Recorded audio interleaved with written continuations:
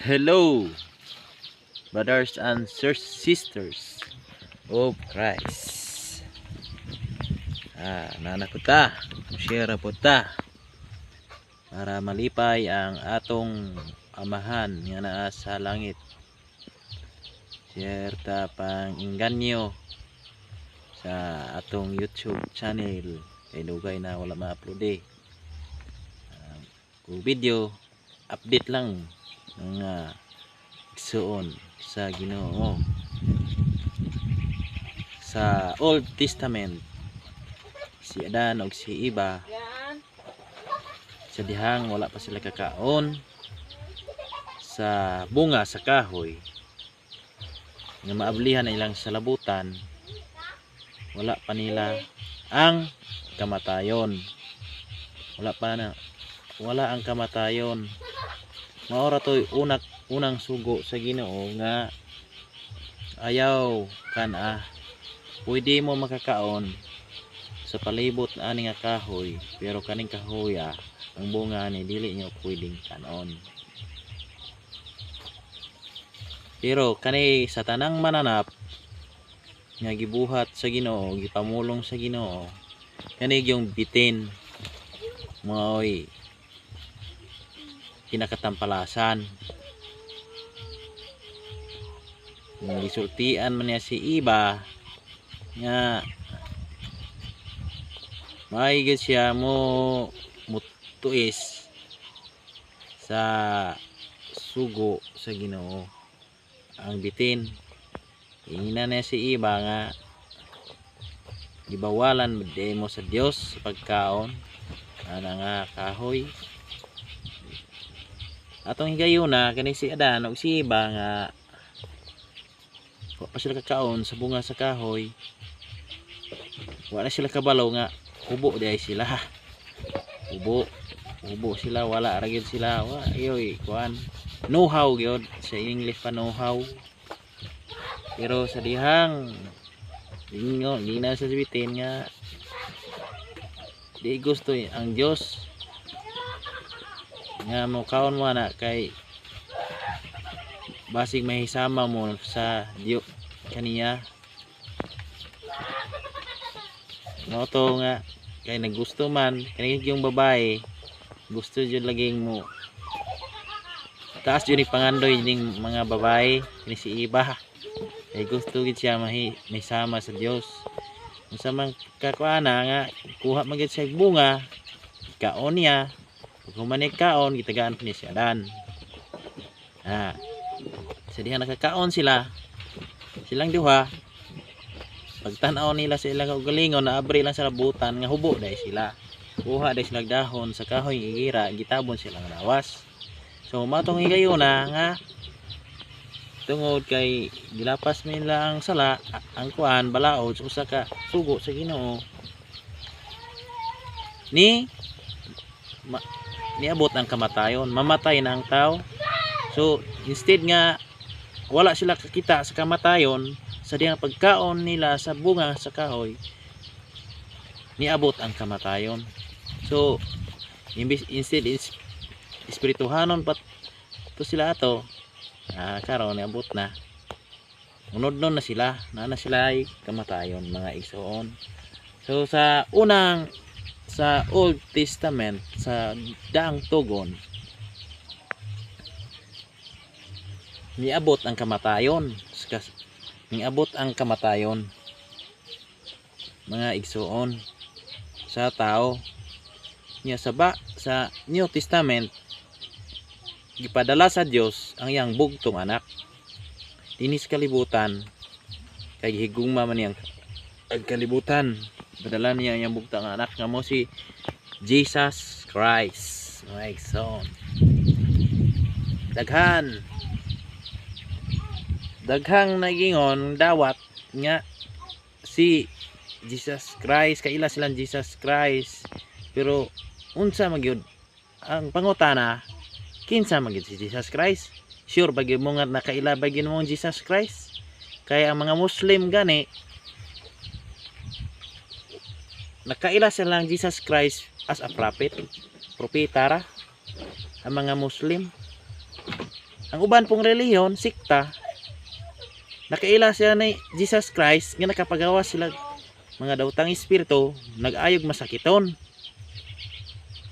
nagbuhat og mga milagro. Jesus Christ, niyari si Jesus Christ mga igsoon para pagsulti sa kinabuhing dayon dinhi sa kalibutan sa New Testament, sa bag-ong tugon. Ug nagisiskot ba siya og gingharian ang iyang gingharian iyang gitugi kanang makakaplag mo sa tinuod nga gingharian. Kanang ingon ang kasulatan nga Jesus ang dalan ug ang kamatuoran. Siya ang dalan ug ang kamatuoran. Nya adto pa ta sa pinadayag, Jesus Christ siya ang nagkupot sa Yahweh sa Hades ug sa gingharian sa langit. Jesus Christ, si John nakikita ni Jesus Christ nga kuan kanang sulaw kayo ang iyang dagway nya na pag siyang baba mugawas ang espadang duay sulab. Si Pablo pod kanhing sa ulo manglulutos, di pamatay niya ang mga nagsangyaw sa pulong sa Ginoo, naka-encounter sa Ginoo, gibutahan, nahagba na, tungod sa kahayag. Ingon siya, kinsa ka ba? Anas Saulo, kinsa ka ba? Saulo. Ganong ginalutos mo man ako. Ha? Mutana si Saulo sa buhat, kapitulo 9, basahon ninyo yan, diha sa kapitulo. Ano nga kapitulo? Buhat, o sa in English, Acts. Kapitulo 9. Sa kahayag, tumba sa ulo. Kanhing man lulutos. Nabago, narinyo. Tungod kay ni-counter siya ni Jesus Christ. Sa gahom ni Jesus Christ. Mga igsoon. Pero dili lang kay ko nakakuan nga nakaila ka ni Jesus Christ. Pero niingon si Jesus Christ, ayaw ka mo pang lakaw kung dili ka mo puno sa balang espiritu. Nakaila to kang Jesus Christ pero wala nimo gi ingon si Jesus Christ sa pagkayab mi sa langit, ayaw ka mo panglakaw kung di ka mo puno sa espiritu. Gusto si Jesus Christ nga manglakaw ta kinahanglan puno ta sa balang espiritu. Ang Holy Spirit mao ang comforter, siya ang tiglipay kung gutom, pakanon, kung gihaw, taimnon. Siya ang tubig. Jesus is the bread of life, the water, living water. So hallelujah. Wow, kinalang gyud matag usa mga igsoon. Nagaingon siya nga kaila ko man ni Jesus Christ pero pukan man. Tungod kay naingon na bitaw sa ka-testimonyo nga sige siya og present siya sa simbahan, mga buluhaton sa simbahan. Dawgay na siya, pila na siya katuig nangalagad si Ginoo. Present siya sa tanang activity sa simbahan. Sa dihang nabanggaan siya ug sakyanan, nabanggaan siya sakyanan, kumatos. Wala sa panimuot, punom ka bulan. Ka-encounter siya sa Ginoo. Ingnan siya sa Ginoo, "Uy, wa ko kaila kanimo. Kinsa ka ba?" Pero wala kaila niya ang Ginoo, kinsa ka ba? Tungod kinade siya sa diha sa panahon nga napon siya sa wa pa siya madisgrasya, mabanggaig sa kanan. Naade siya buhat nga sa tago nga wala gikamuti sa Ginoo. Di na siya buhat kung dinis kalibutan igsoon. Naay CCTV sa langit, tapos CCTV igsoon. Igsoon. So dihang moto iyang testimony dito sa dihang sa unang kabulan na uli nakuan siya gikan sa pagkumatos na ulian siya.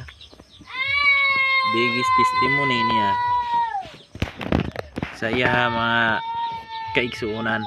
nga dili day assurance nga sige kag present sa simbahan mga activity, malangit ka.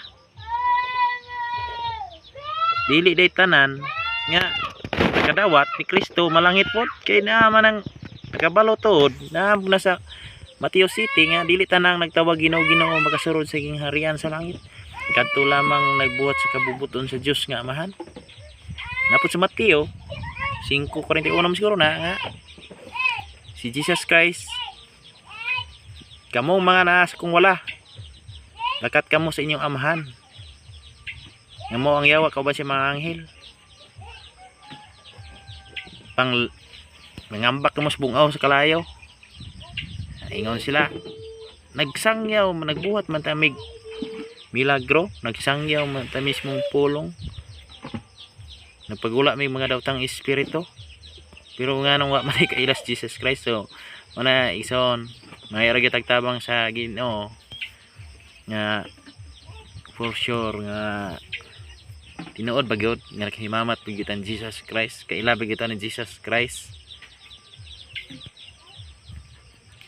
Nga nung gisalikway man ninyo nga naman sa Juan 4:24, ang Dios Espiritu, ang magsimba kaniya, magsimba sa Espiritu ug sa kamatuoran. So hallelujah igsoon. Ora na minsay, hopefully na bless ka mo, panalanginan sa Dios ang iyang pulong, ingon man ang nagigamit niyang ubos nga sulugoon panalanginan.